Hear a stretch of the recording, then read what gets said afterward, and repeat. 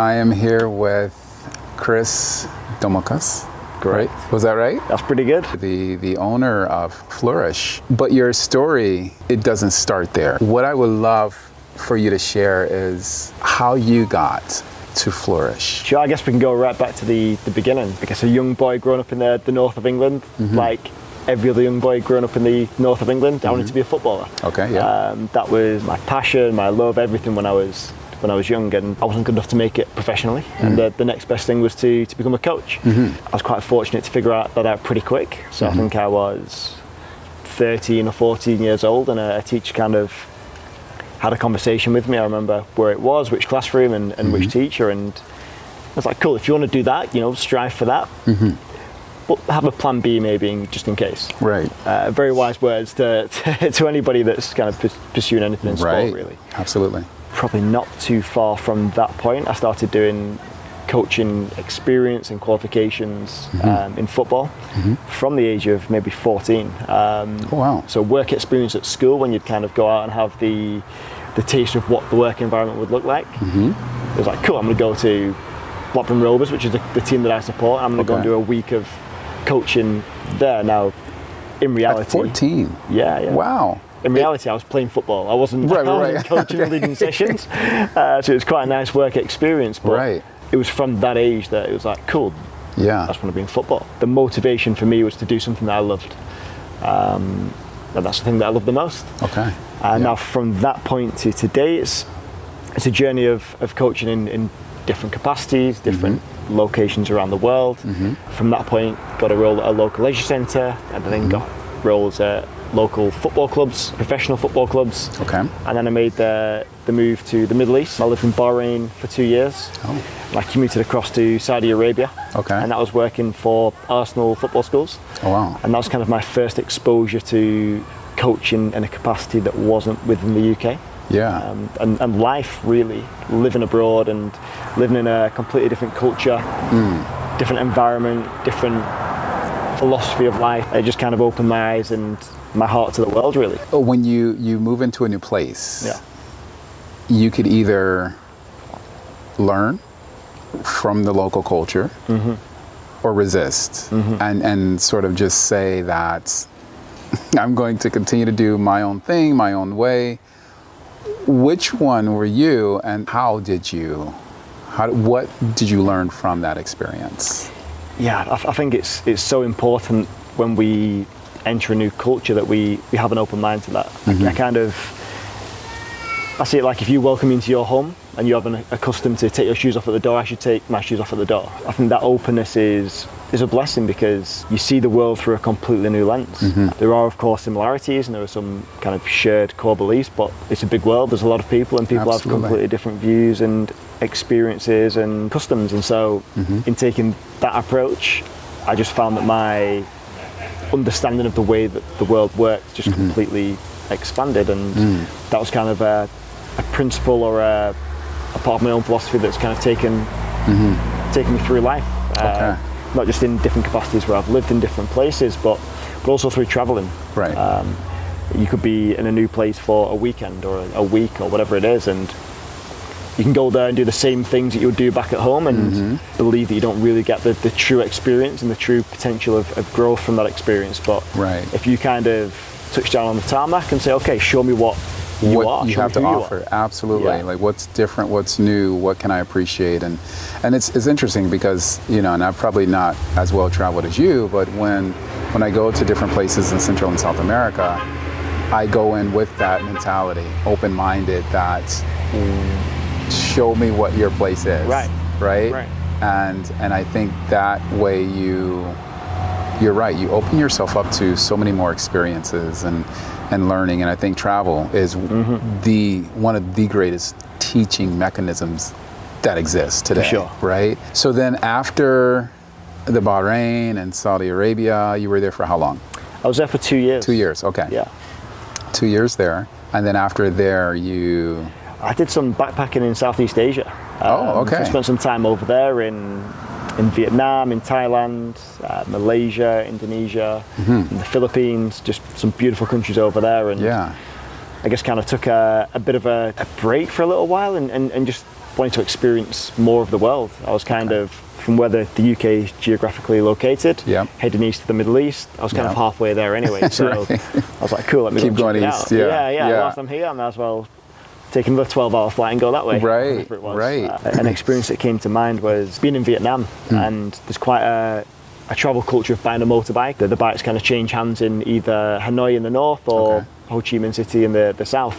You buy the bike, a few $100s, and you kind of spend a month riding up to the other city and then selling it. And so you can imagine there's thousands of bikes. So kind of much going traffic. Up and down. Yeah, exactly. And there's a good group of friends there were 5 of us that ended up buying these bikes, and we went out to Ha Long Bay, which if you haven't yet been, it's definitely worth going. It's one of the natural 7 wonders of the world. Oh wow, okay. And I think there's about, fact check this, but I want to say there's about 1,600 islands and islets, which are basically small islands. Basically just one after the next, after the next, after the next, and it's just incredible. So we went to go and check it out. And then we ended up on the beaten track, as you kind of do, and that evening we ended up in the middle of nowhere, and we was heading for a waterfall called the Ban Doc waterfall, which is the border with China and Vietnam. There's nobody out there. There's no, Westerners on motorbikes in this part of Vietnam. It's in the middle of nowhere, and I remember we kind of touched down in this, basically the only village, I don't know, 50 miles either side, and it was pretty late, and we was thinking, like, what are we going to do here? Hopefully there's somewhere we can kind of to stay for the night. Find a hammock and take it in turns or something like that. And we couldn't speak a word of Vietnamese, and they couldn't speek a word of English. And in that area, the more remote you go, you go away from the tourist zones. It's a gamble.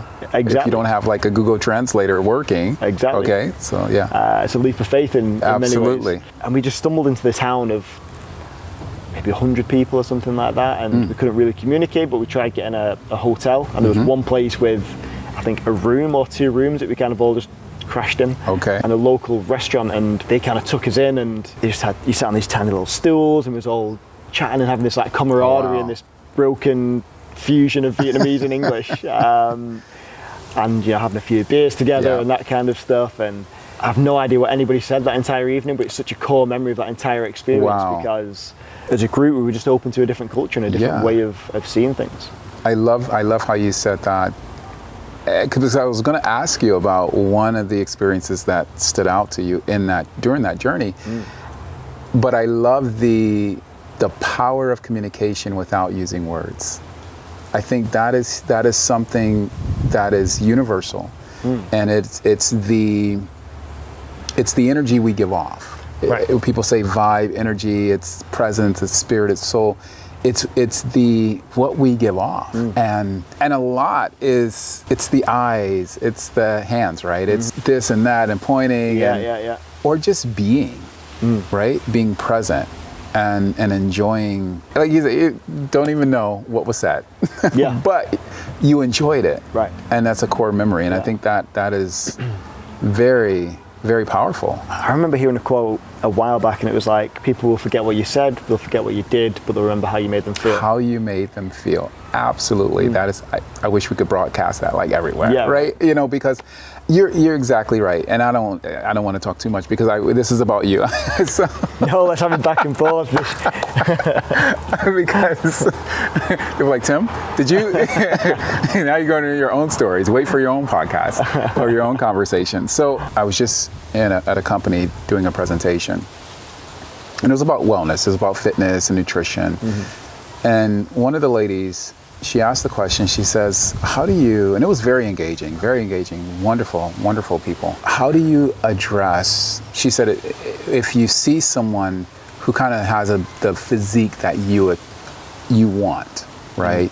You want to aspire to. Personally, she says, I feel that it's a bummer, it's a downer, because I'm always striving to be like that person. I'm always striving to attain what they have, right? I'm always striving to look like them, to do this, to do that. And I said, comparison is the thief of joy, right? And we live in such a society where everyone is being programmed to compare constantly, whether it's their financial status, whether it's the materialistic things that they own, the size of their house or condo, the location of their house or condo, their physical, their aesthetics, right? Like The list goes on. It's, and I said, you know, the main thing we can do is to focus on us and not to focus on all the other stuff. Doesn't matter. Even wellness, and we're going to go there. Because I want to talk about this with you.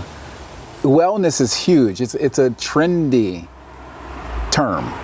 Everybody's in wellness now. It sells. Okay, it sells. It's a huge market. But what's the point of calling yourself a wellness coach, and we're getting real, if you don't make people better? If they don't have a positive experience after encountering you. Let's talk about that. Let's talk about the wellness industry, and we're gonna tell me, just what are your thoughts? well, I think that on the previous point, to touch on that, I think that it starts with self-acceptance and acceptance of the present moment. We're here now in this present moment, and we could be thinking about, well, I want this, or I want that, or that person has this, but actually if we forget about all the noise and we just come back into the present moment, it's like we've got everything here. Right. You know, we're breathing. Right now. Yes. The sun's beautiful. We're in a amazing Caribbean island. Right. Sorry, people back in Ohio and, and Manchester. Sorry. Okay, but you're right. You know, the nature's here. It's good conversations. Everything's here that we need. We're alive. We have our breath. It's all here. Now, when we start to overlook the value of that stuff and overlook the value of the present moment, then we're looking externally for our validation, our acceptance. And I find that it's an interesting, almost paradox in the sphere of personal growth. It's like, okay, I'm striving for something more. Right. Cool. Yeah. Let's do that. There's an innate human need to become more. But then there's a risk then of always focusing on something else and not who we are, or something more. There's a risk of focusing on the gap between who we are and who we want to become. Okay. And that can lead us into a state of deficit. It's like, I don't have this. I don't have that physique. I don't have that car. Whatever it is that we each individually value. So I think the journey actually starts with self-acceptance for who we are in this current moment. Yes. Our innate worth as human beings, it doesn't waver. It's there. We are worthy human beings, and okay, cool, let's strive for more, but don't forget that who we are in the present moment is enough. There's another sort of, speaking of quotes, and we'll come back to the wellness trendy. But there's a quote, and I hope I don't butcher it, but it's related to fitness and progress. And I don't work out because I hate my body. I work out because I love my body. Exactly. Right. Exactly. Okay. And it comes from a place of abundance rather than deficit. It's like, cool, I love myself enough to take care of my body. Absolutely. Rather than, I'm not strong enough, I'm not fast enough, I'm not healthy enough, whatever it is. And all of a sudden the experience then of going to the gym is like, it's coming from a place of abundance. It's like beautiful. Right. And I'm here because I can be here. I'm so fortunate and blessed to be able to walk into this gym and pick some weights up, or hop on the treadmill, or whatever it is. It's like, that's a blessing. That's I have the ability to, right? Or learning not to take certain things for granted. And like you said, even present moments, not taking that for granted. And we started these 3 cameras and all this, we started with a breathwork session. Talk me through the importance of breathwork. So from my own personal experience, I find breathwork to be the most powerful tool in shifting my own inner state. And it's become a practice that I do multiple times throughout the day. I've got a little app that will just ping at random intervals, and when that comes up, I'll go and do some breath work. And it's the fastest way to release stress. I can get rid of any stress or pressures that I have. It brings me back to my natural state, which is a state of joy and love and abundance. And you can live for a period of time without water, without food, but try holding your breath for more than a few minutes, and it's pretty tricky. Absolutely. I can attest, because I mentioned to you that when I'd gone to one of your events, the how do you say it? Moja? Moja. Yeah. Okay, I'm saying it like it's Spanish, but Moja. And that was one of my first times having to, like, doing the breath work with holding the breath. I told Giovanni, I told him that, I said, I'm not good at it. And he said, well, do you think it's something that you can get better by practice? I said, absolutely. I said, everything with practice will get better. Okay. Fast forward, maybe a couple weeks later, you invited Mark and myself to do some breath work before the filming. And that was the first time. I held my breath for that full minute. and focusing on the waves and just right, the wind and the minute went by faster than it seemed like it usually does. Yeah. So usually like 30 something seconds, I'm like, oh my God, I can't, I have to breathe. Like, it's so simple. We breathe every day, but we don't consciously breathe. Like you said, it brings you back. It sort of brings you back to your state of equilibrium, your center where you thrive. I think it brings you back into the present moment, and all of that noise that we spoke about previously, that quietens down, it kind of disappears. Okay. Especially during a breath hold, because when your body's maybe asking for oxygen, it's saying, what's going on here? There's something not quite right. I should be getting more of this stuff. Yeah. All of a sudden, the colour of the car that you're going to go out and buy doesn't matter, because you're not going to be there to buy it. Doesn't matter. In the present moment, you have everything that you need. Everything. It's all here. What does wellness mean to you? Great question. I guess this will come back into the industry and Sure. thoughts on that. Maybe. It depends, maybe. We might. So I think it's important to clarify the difference between wellness and well-being.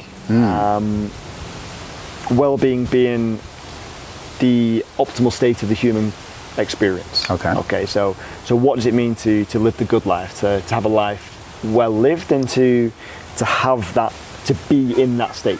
And you can kind of imagine it on a continuum of, on one side of the spectrum you've got deficit, some mental illness and some serious challenge on this side, and then on the other side you've got well-being, which is the other end of the continuum. Now, most people in life sit somewhere just in the middle. It's like, okay, things are pretty good, or things, they're not great, but I can kind of get on with it. And as human beings, we can kind of reside in that uncomfortability. We can kind of plateau in that languishing state where it's like, well, okay, it's not bad enough to do anything about it. Right, but it's good enough to kind of, I'm kind of meandering through life. Yeah. Right.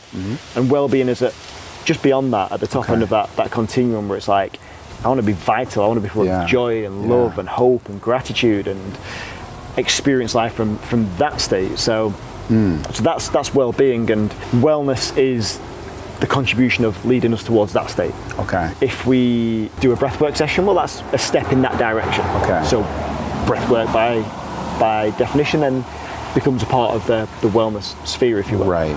If we do a yoga practice, it's pushing us in that direction. So again, it's part of the wellness industry. So that's a very interesting way to see it, because in my previous job, I had this little office. There were two big, giant, I'm like, it couldn't be any bigger, right? The office was already small, and they put the biggest big posters they could find in my office. I'm like, why do I need to be reminded about wellness? But the posters said just three words. Wellness is, wellness equals well-being, is what it said. What you're saying, and I love this, is that wellness contributes to well-being. Right. Well-being being the state. Yeah. Wellness being sort of the mechanisms to get there. Correct. Then I think of well-being as, this is in our Christian podcast, right? Because I definitely will have somebody on. But there's a scripture, and we talk about scriptures all the time. In John 10:10, first part of that is talking about living a life in deficit. The thief comes not but for to steal, kill, and destroy. But then Jesus said, I've come that you might have life, and that you might have it more abundantly. Right. I see that as joy, peace, love, self-acceptance, sense of purpose. Yeah, please. No, I'd fully agree. I think that's it. It's enhancing the possibility of life. What is possible in life, and I think through engaging in certain practices, engaging in the industry as such, I think that leads people towards this more abundant experience of life. And it's kind of funny, it's an industry, and that's why there's so much money getting pumped into it, but it's a positive industry. It's leading people towards God, source consciousness, universe, whatever you want to call it. If you're walking a path alongside the creator, it's going to be a more beautiful experience. Absolutely. We look at wellness and we look at, wellness as an industry, and then we look at global wellness tourism as a trillions of dollar industry. And And more, millennials and Gen Zers are booking vacations based upon their wellness experiences as opposed to the partying, the drinking and all of that, which is phenomenal that this shift is happening. I wonder though, does it matter who the individual leading people through these wellness modalities? Does that matter? Or does that not matter if they're teaching people the correct protocols, their guide? Yeah. You see what I'm saying? Yeah, okay. Yeah. I think in my view, first of all, the role of a facilitator is so, it's important, but it's so hopefully fulfilling and such a powerful role in society. Right. Because if as a facilitator you have 10, 20, 30 people at a class or at an event, and you're taking them in that direction, that's a net positive for the world. Absolutely. So I think that's the power of that role. Okay. Like anything, the efficacy in facilitation and in coaching is important. You could have two bakeries. There could be one that's incredible at making donuts and one that's pretty good at making donuts, and you're probably going to have a good experience at both, but you probably get more from the one that's incredible at making donuts. That's right. The other thing is sort of a learning point for me, growth, is we typically criticize others based upon our own ego. Okay. Out of some sort of need to exalt ourselves, to make ourselves feel better about where we are. It's the only real reason that we're criticizing someone else in their journey. Yeah. Okay. Because understanding and empathy says, good for you. Yeah. You may be a baby in wellness and you have all the right intentions. Good for you. Maybe your delivery is absolutely terribly wrong, but then as somebody maybe a little bit more mature in wellness and maybe even, further along in that well-being journey, it's then our sort of responsibility to lift up, support. I think oftentimes the temptation, and I think that's what it is, the temptation to bring others down in their journey stems from something inside of us. I think fear. Yeah. Right? Fear, insecurity. Right. It's ultimately what it all comes down to, right? When we're in an abundant state, right. The idea of, when does it ever happen? If you think of a time where you're bouncing around the island or you're just happy, you're vibrant. When do you ever then go and put somebody else down? No, they're never. Two different energies, right? So it's a reflection of our internal state, right? Yes. And I think that the philosophy should be that if you've got a level of awareness and maybe experience and understanding that you can see that somebody else is maybe struggling, then yes, can we pull them up and help them and support. By default, there are people that are much better at this stuff than you and I. So how do we respond to that as well? And I think rather than it being jealousy or resentment, then it's aspiration. It's okay, you're showing me the way. What can I learn from you? Right. And it doesn't matter what profession we're in, what environment we're discussing, there are always going to be people that are further along the journey than us, and people that are maybe a little bit further behind, and the relationship that we have with those people is so important. Let's talk about Flourish. Flourish kind of is essentially a expression of the self, right? I think that's what most creative expressions are. When I left the Middle East, I spent some more time coaching in the UK, came to the Caribbean, moved around a little bit. Sport is a phenomenal metaphor for life, and it's a great opportunity to develop people as their soft skills, their life skills within the context of sport that can then be transferred into life. So confidence, self-esteem, teamwork, leadership, etc., etc., etc. Okay. And I kind of reached a point within my football coaching where that stuff was so much more important, and the football kind of things it's football, it's a game. Like it's great, but the reason why people love it is because it connects people, it offers these opportunities, it's an expression, it's all of that stuff. It's not, the value for me wasn't too much in developing in the game and the skills. That's part of it, of course. I want to help people get better, but the scales weren't balanced. And then I found myself, working for sporting organisations that wanted to develop athletes, and there's just a mismatch there. So I stepped away from that I did some soul searching, some traveling, a lot of breath work. Okay. And I found myself doing a master's in positive psychology and coaching psychology. Okay. So that's the positive psychology is the scientific study of well-being, essentially. And coaching psychology is the process of transferring that knowledge and helping people get from where they are to where they want to be. So you kind of bring that together, and that's positive psychology coaching. It's helping people go towards their optimal potential, their human potential. So I finished the Masters, came back to the Cayman Islands and launched Flourish, and I quite enjoy reading the research on this stuff. I enjoy reading the scientific papers and understanding, what actually is well-being, how do we promote well-being, and taking that information and creating experiences that support other people to doing that. One example would be Mosier of the event that you came down to. Yes, which was phenomenal. Yeah, I know it was great to see so many people. And that was the inaugural event. And what I love is that it brought so many different types of people together. You had your expat, you had your locals, you had your fitness people, you had your yogis, you had your people that were just interested and curious, like, what is this? People like me who I don't do yoga. I signed up for the yoga class because I don't do it, and I even told Polly, I said, Polly, I'm so bad at this. She's like, there's no such thing as that. And I was like, I said, okay. So I see now I know who I'm working with, and I was like, thanks for putting me back in my place in the right way, for saying exactly what I need to hear. But it was welcoming. And that's the other thing, that everyone connected and felt welcome. These different modalities that you utilize, because you utilize quite a bit. Maybe talk us through like some of the things that some of your tools in your tool belt. Yeah, sure. So I worked at a football club at one time, and we was in the gym, and whilst the team were doing their strength and conditioning, I looked around at the coaching team, and there were 2 technical coaches, goalkeeper coach, physio, performance analyst, technical director, nutritionist, psychologist, and I was like, wow, pretty cool. Yeah. But I was at that point in my journey where I was going, what if you had this kind of level of support for your life? Like, what would that look like? Wow. And who would be a part of that team? Right. The dream team, basically. Yeah, essentially.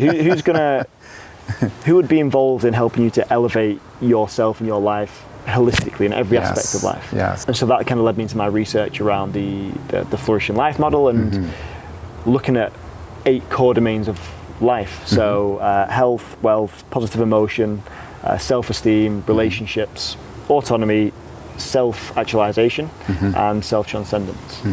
It's like, cool, there's a bit of a framework there that was developed, and it was like, how many of these can we include in a wellness experience and wellness event? Okay.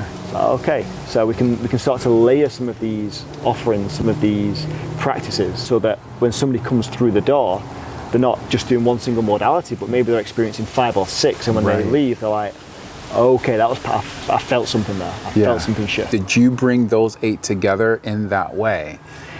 Yeah, so I'm quite a methodical thinker, and so I remember one day sitting out with my whiteboard, and I was writing my goals on there, and I was like, okay, what kind of framework should I be using? And what are the most important aspects of life? If I'm going to strive towards something, I've got to know what it is. And so my dissertation for the Masters was a literature review into the last 45 years of research into quality of life. There was quite a seminal study in 2002, maybe 2000, around that era, that looked at the previous 15 years or so, and then I basically took it from that point for the next almost 20 years. I took every model that I could find that had presented, well, these are the core domains, and I think there were 80 in total. And I just cross-referenced all of them, and I said, okay, well, what are the common themes coming through here?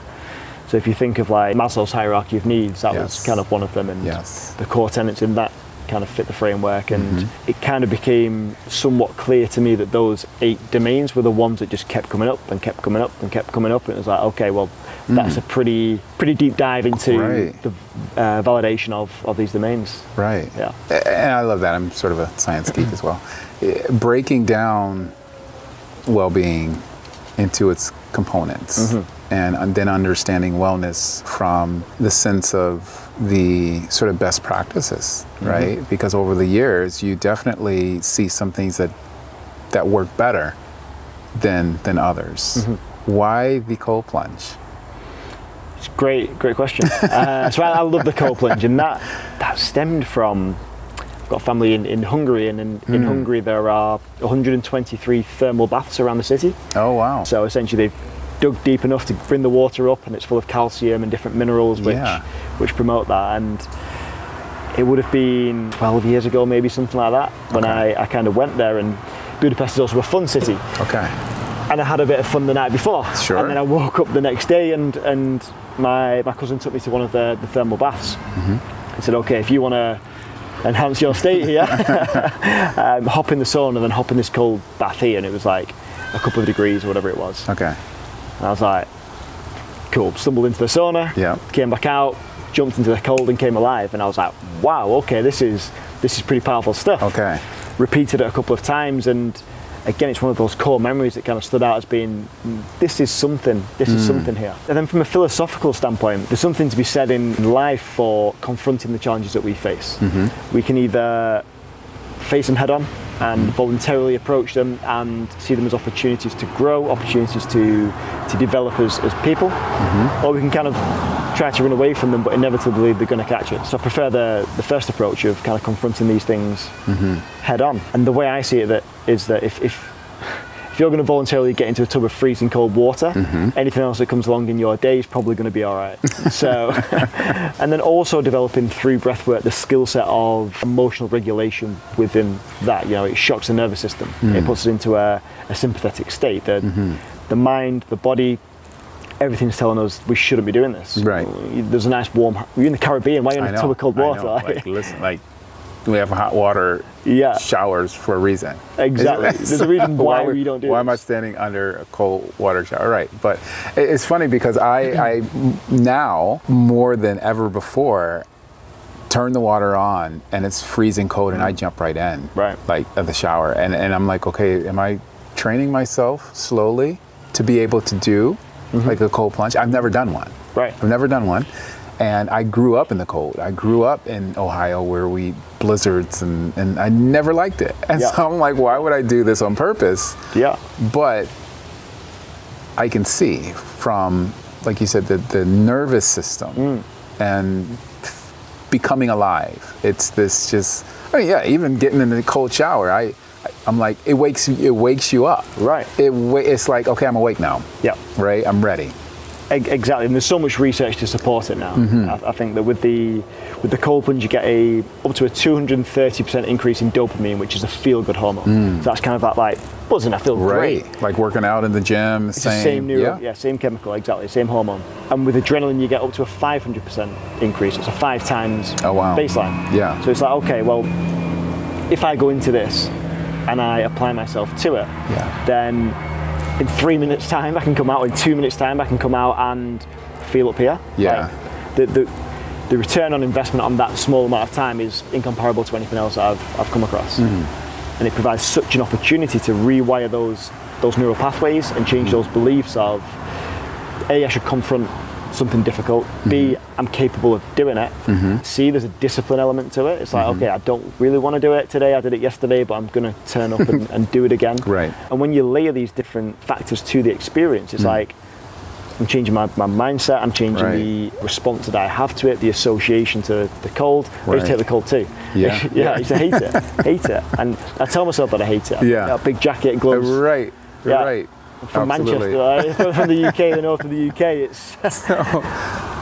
What advice would you give someone who's never done it before? It's a great question. I was in one of the spas a couple of weeks ago, and they've just put in one of the cold plunges. I was just kind of chilling in the pool with Imi and just kind of watching, people hop in for 4 seconds and hop straight back out, and hop in for 4 seconds and hop out. Yeah. The cold plunge is a stressor on the body and a stressor on the mind. The antidote to that stress is breath work. And it's as simple as that. So if we imagine that through every breath that we take, if we inhale through the nose and exhale through the mouth, imagine we're inhaling peace and exhaling stress. And it's a very simple concept, which I personally came across from Wim Hof, but it's powerful and it works. And particularly if we inhale through the nose, that stimulates the vagus nerve in the back of the throat, which activates the parasympathetic nervous system. Right. The way to remember the difference between the two is parasympathetic as opposed to sympathetic It's got paradise. It feels sweet. Love it feels good. So that's what we're trying to get into. I love it.